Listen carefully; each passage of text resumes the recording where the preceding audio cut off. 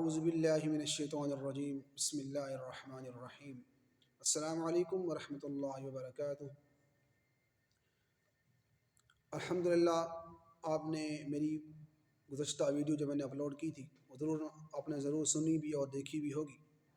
میں نے عرض کیا تھا کہ انشاءاللہ بہت ہی جلد تجوید کا جو ضروری قواعد ہیں، ضروری قانون ہیں، ضروری اسباق ہیں جو ہمیں نماز میں تلاوت کرتے ہیں یا کسی پروگرام جلسہ میں کسی اور مجلس میں کو تلاوت کرنی ہوتی ہے، تو کم از کم ہمیں اتنا عبور ہونا چاہیے کہ ہم اچھی طرح تلاوت کر سکیں۔ اس کے لیے تجوید کا پڑھنا انتہائی ضروری ہے، سیکھنا ضروری ہے۔ تو الحمدللہ آج اسباق شروع کرتے ہیں، سبق کی ابتدا کرتے ہیں۔ تو ویڈیو شروع کرنے سے پہلے گزارش یہ ہے کہ ویڈیو کو آخر تک دیکھیں اور ساتھ سبسکرائب بھی کر دیں۔ سب سے پہلے جو ہم علم پڑھ رہے ہیں، ہمیں اس علم کا پتہ ہونا چاہیے، اس علم کے اصول کا پتہ ہونا چاہیے کہ اس علم کے اصول کیا ہیں، علم پڑھنے کا مقصد کیا ہے۔ جتنے بھی درس نظامی کا ترتیب ہے، جو کورس وغیرہ ہوتے ہیں مدارس میں یا علم تجوید کا یہ کورس ہیں، ان سب کا پڑھنے کا مقصد ایک ہی ہے کہ وہ قرآن کو سمجھا جائے، سمجھ کر پڑھا جائے۔ تو جو ہم علم آج پڑھ رہے ہیں، علم تجوید، تو اس علم کے لیے کسی بھی علم فن کو حاصل کرنے سے شروع کرنے سے پہلے 4 چیزوں کا جاننا ضروری ہے۔ اور 4 چیزیں کون سی ہیں؟ سب سے پہلی چیز اس علم کی تعریف۔ اس علم کی تعریف کیا ہے؟ تو اس علم کی تعریف یہ ہے کہ تمام عربی حروف کو ان کے مخارج اور صفات کے ساتھ ادا کرنا۔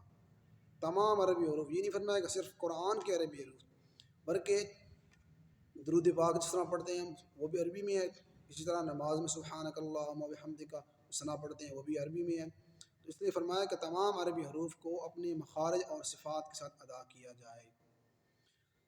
جیسا کہ ہم نماز پڑھتے ہیں، اگر نماز میں ہم عین کی جگہ حمزہ پڑھ دیں، حمزہ کی جگہ عین پڑھ دیں، زال کی جگہ زا پڑھ دیں، تو اس میں بہت ذرا فرق آ جاتا ہے معنوں میں، اور بعض دفعہ تو بسا اوقات نماز بھی ٹوٹ جاتی ہے۔ مثال کے طور پہ قلب ہے، قاف موٹا نقطے والا جو قاف ہوتا ہے، قلب، قاف لام با، قلب کا مطلب معنی ہے دل، اور ہم اس موٹے قاف کی جگہ ہم باریک قاف لگا دیں، قلب پڑھ دیں، تو کتنا معنی؟ قلب کا معنی موٹے قاف سے، قلب کا معنی دل، اور قلب قاف سے کتا۔ دیکھو ایک حرف تبدیل کرنے سے کتنا معنی تبدیل ہو گیا۔ تو اسی طرح تجوید کا پڑھنا انتہائی ضروری ہے۔ کم از کم ہمیں عبور ہونا چاہیے کہ ہم نماز بہتر سے بہتر کر سکیں۔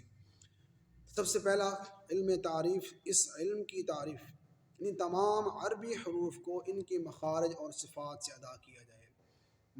مخرج کی جمع ہے، مخرج ہی نکلنے کی جگہ، جس جگہ سے جو حرف ادا ہوتے ہیں وہی اس حرف کا مخرج ہوتا ہے۔ نمبر 2، اس علم کی غرض و غایت۔ اس علم کی غرض و غایت حروف تحجینی، جو نورانی قاعدے میں تختی ہوتی ہے ابتداءً پہلی تختی، اس کو حروف تحجی بھی کہتے ہیں اور حروف ہجا بھی کہتے ہیں۔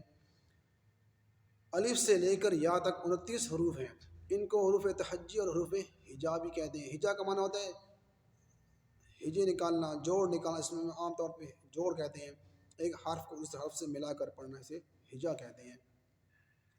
تو آج ہم نے جو اسباق پڑھے ہیں، انشاءاللہ آہستہ آہستہ مزید آگے بڑھتے جائیں گے۔ میری کوشش یہی ہے کہ جتنی بہتر ہو سکے، اور ٹائم کم ہو، چھوٹی سی ویڈیو ہو، تاکہ دوستوں کو سننے میں اچھی طرح سن سکیں اور اتنا ان کو وقت بھی نہ لیا جائے، ہر بندہ مصروف ہے۔ تو انشاءاللہ آہستہ آہستہ آج سبق ہم نے ابتدا کی ہے، اور انشاءاللہ آہستہ آہستہ آگے سبق بڑھائیں گے۔ تو یہ 2 چیزیں ہیں، اس علم کی تعریف اور اس علم کا موضوع۔ اس علم کی تعریف یہ ہے کہ تمام عربی حروف کو ان کے مخارج اور صفات کے ساتھ ادا کیا جائے۔ اور نمبر 2، اس علم کی غرض و غایت۔ الف سے لے کر یا تک 29 حروف ہیں، ان کو حروف تحجی کہتے ہیں۔ تو کل مخارج 17 ہیں اور حروف تحجی کل 29 ہیں۔ ان میں بعض علماء کا اختلاف ہے، بعض فرماتے ہیں 17 مخارج ہیں، بعض 18 کہتے ہیں، تو بعض اس میں اختلافات ہیں علماء کرام کے۔ تو جو قوی قول ہے، جو راجح قول ہے، وہ 17 کا ہے۔ امام خلیل رحمہ اللہ کا جو قول ہے 17 پہ اتفاق کرتے ہیں. 17 مخارج ہیں، تو کیونکہ بعض مخرج سے 2 یا 3 حرف ادا ہوتے ہیں، اس لیے مخارج کی تعداد حروف تہجی سے کم ہے. تو انشاءاللہ آہستہ آہستہ آگے اس طرح چلتے رہیں گے، سبق پڑھیں گے. تو مجھے بھی دعا میں یاد رکھیں اور اس کی ویڈیو کو آخر تک دیکھیں. اور اگر کوئی بات سمجھ نہ آئی ہو تو کمنٹ میں ضرور بتائیے، اور آپ پوچھ سکتے ہیں. اللہ آپ کو جزائے خیر دے. السلام علیکم ورحمۃ اللہ وبرکاتہ.